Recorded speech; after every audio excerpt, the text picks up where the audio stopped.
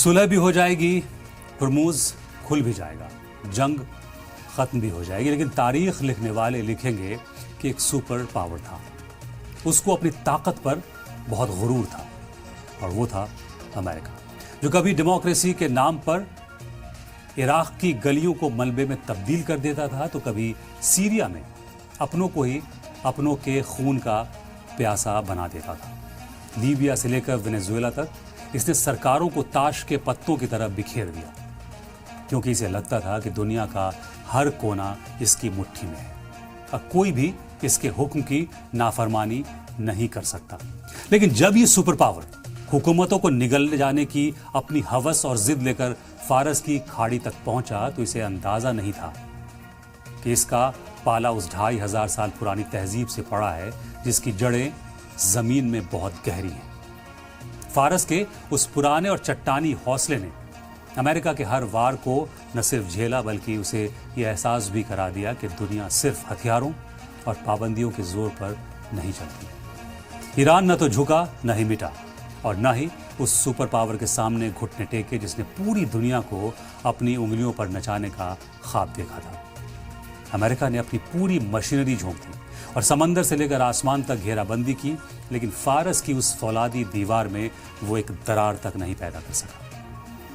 ये जंग सिर्फ एक जंग नहीं थी, बल्कि ये उस गुरूर की हार थी जो मानता था कि उसकी मर्जी के बिना दुनिया का सूरज भी नहीं निकल सकता।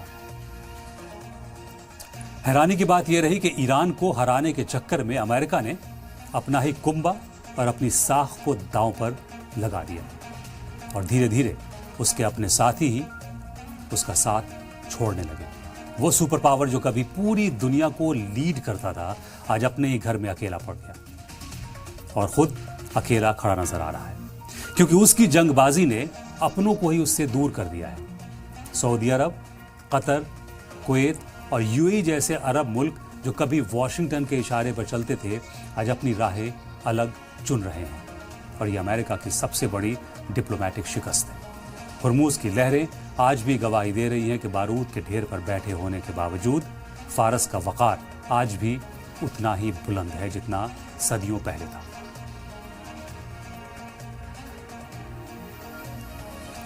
सुलह के समझौते तो कागजों पर हो जाएंगे और हुर्मुज़ के रास्ते से तेल के जहाज भी गुजरने लगेंगे, लेकिन सवाल यह है कि अमेरिका अपना सुपर पावर का ताज कैसे संभाल पाएगा। अरबों को अब अमेरिका पर भरोसा नहीं रहा। फ्रांस, ब्रिटेन, इटली, स्पेन और नॉर्वे जैसे बड़े नेटो के मुल्कों ने अमेरिका की इस जंग में शामिल होने से साफ इनकार कर दिया। इन मुल्कों ने न तो ट्रंप की जंग में शामिल होने वाली अपील पर तवज्जो दी, न हुर्मुज़ खुलवाने की पुकार पर जवाब दिया, और न ही पर्शियन गल्फ में ब्लॉकेट की मुहिम में साथ खड़े हुए। इस जंग ने बरसों पुराने रिश्तों की कोई लाज नहीं रखी। एक एक करके यूरोप के तकरीबन ज्यादातर मुल्क अमेरिका की इस जंग से दूर होते गए, और बौखलाए ट्रंप ने चीन पर अपनी धौंस जमाने की कोशिश की। इसकी शुरुआत हुई अमेरिकी खुफिया एजेंसियों के हवाले से आई एक खबर से। अमेरिकी मीडिया हाउस सीएनएन की एक रिपोर्ट ने दावा किया कि चीन आने वाले कुछ हफ्तों में ईरान को बेहद एडवांस और खतरनाक एयर डिफेंस सिस्टम सौंपने वाला है, जिससे मिडल ईस्ट का पूरा पावर बैलेंस बिगड़ने वाला है। जैसे ही यह खबर ट्रंप के कानों तक पहुंची, उनके पैरों तले से जमीन खिसक गई। बौखलाए ट्रंप ने तानाशाही अंदाज में वार्निंग दी कि अगर चीन ने ईरान की मदद की तो बीजिंग को ऐसी बड़ी मुश्किलों और पाबंदियों का सामना करना पड़ेगा जिसका उसने गुमान भी नहीं किया होगा। चीन ने अमेरिका के इन तमाम इल्जामात को बेबुनियाद बताते हुए सिरे से खारिज कर दिया। चीन की फॉरेन मिनिस्ट्री के तर्जुमान गुओ जियाकुन ने साफ कहा कि चीन पर लगाए जा रहे इल्जाम पूरी तरह से बेबुनियाद हैं, गलत हैं, और चीन हमेशा से हथियारों के एक्सपोर्ट को लेकर जिम्मेदार रहा है। बीजिंग का कहना है कि वो अपने घरेलू कानूनों और इंटरनेशनल उसूलों का पूरी तरह से पाबंद है, और अमेरिका बिना किसी सबूत के उस पर कीचड़ उछाल रहा है। चीन के डिफेंस मिनिस्टर डोंग जून ने तो इस मामले में और भी सख्त रुख अख्तियार कर लिया है। उन्होंने साफ कर दिया है कि दुनिया के अमन के लिए चीन अपने अज़्म पर कायम है, लेकिन वो अपने कमर्शियल इंटरेस्ट से कोई समझौता नहीं करेगा। डोंग जून ने अमेरिका को आईना दिखाते हुए कहा कि ईरान के साथ चीन के एनर्जी और कारोबारी समझौते हैं जिनको वो हर हाल में जारी रखेगा। चीन ने दो टूक कहा है कि कोई भी बाहरी मुल्क उनके दो तरफा मामलों में दखल देने की जुर्रत ना करे, क्योंकि चीन अपनी सॉवरेनिटी और अपने दोस्तों की हिफाजत करना अच्छी तरह से जानता है। डोंग जुन ने साफ लहजे में कह दिया कि चीन के जहाज हॉर्मुज स्ट्रेट में लगातार आ और जा रहे हैं और ईरान के साथ उनके रिश्ते बेहद मजबूत हैं। चीन ने अमेरिका को वार्निंग दी है कि ईरान हॉर्मुज के रास्ते को कंट्रोल करता है और वो रास्ता चीन के लिए पूरी तरह खुला है। बीजिंग का ये बयान सीधे तौर पर अमेरिका की उस नाकेबंदी की धमकी को चुनौती दे रहा था जो ट्रंप ने ईरान को दी थी। ट्रंप ने कहा कि अब हॉर्मुज से गुजरने वाले हर जहाज की अमेरिका तलाशी लेगा और ये देखेगा कि ईरान को इलीगल टोल किसने दिया है।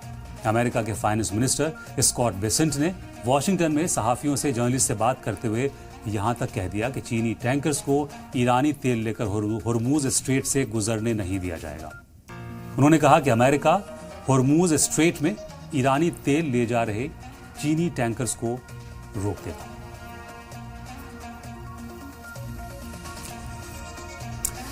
लेकिन अमेरिका की धमकियों और पर्शियन गल्फ में अमेरिकी ब्लॉकेट के बावजूद एक चीनी टैंकर रेजिस्ट्रारी वहां से डंका बजाते हुए गुजर गया।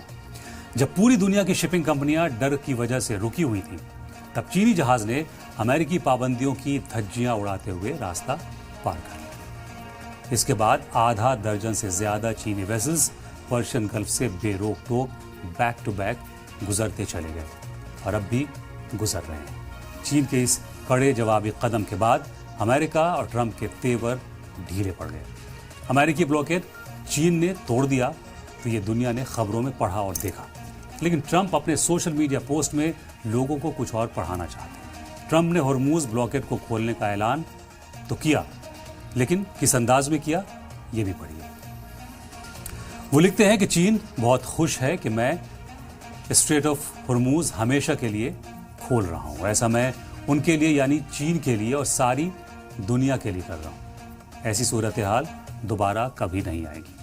उन्होंने इस बात पर इत्तेफाक जाहिर किया है कि वो ईरान को हथियार नहीं भेजेंगे, यानी वो चीन की बात कर रहे हैं ट्रंप। जब मैं कुछ हफ्तों में वहां पहुंचूंगा तो प्रेसिडेंट शी जिनपिंग मुझे गले लगाकर बहुत प्यार से मिलेंगे। हम मिलकर बहुत समझदारी से और बहुत बढ़िया काम कर रहे हैं। क्या ये लड़ाई झगड़े से कहीं बेहतर नहीं है? लेकिन याद रखना, अगर ज़रूरत पड़ी तो हम लड़ने में भी बहुत माहिर हैं, किसी और से कहीं ज़्यादा बेहतर। अब जितने प्यार भरे अल्फाज इस पोस्ट में ट्रंप ने इस्तेमाल किए हैं, हालात उतने प्यारे नहीं हैं। खुद सोचिए, 2 दिन पहले ट्रंप कह रहे थे कि चीन के लिए मुश्किल होगी, पाबंदियां लगेंगी, टैरिफ लगाएंगे। अमेरिका के फाइनेंस मिनिस्टर स्कॉट बेसेंट बयान दे रहे थे कि हॉर्मुज में चीनी जहाजों को हॉर्मुज स्ट्रेट से गुजरने नहीं दिया जाएगा। और आज अमेरिका चीन से इजहारे मोहब्बत कर रहा है।